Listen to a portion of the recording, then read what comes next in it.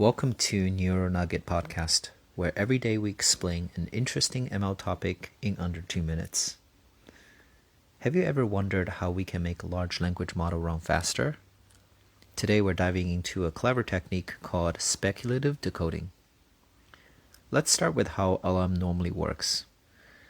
They are autoregressive, meaning they generate text one token at a time, like adding beads to a string. Let's say each token takes about 50 milliseconds to generate. Then producing just 10 tokens would take around 500 milliseconds, which is a lot. So what can we do to make it faster? That's where speculative decoding comes in. Here's a clever part. Instead of a single model, speculative decoding uses two models. A smaller, quick model, and then the main model. The smaller model acts like a scout. It quickly predicts what's the next several tokens could be, say 10.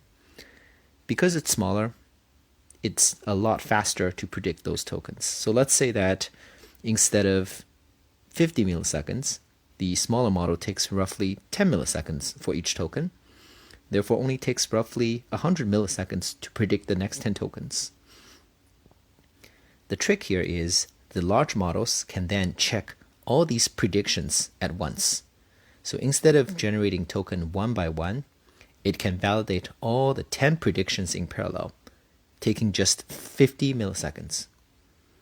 So in the best case here, if all the 10 predictions are correct, we've just turned a 500 millisecond job into 150 milliseconds.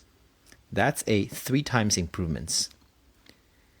If you happen to only get the first 2 tokens correct, you can still save roughly 50 milliseconds compared to predicting one token at a time.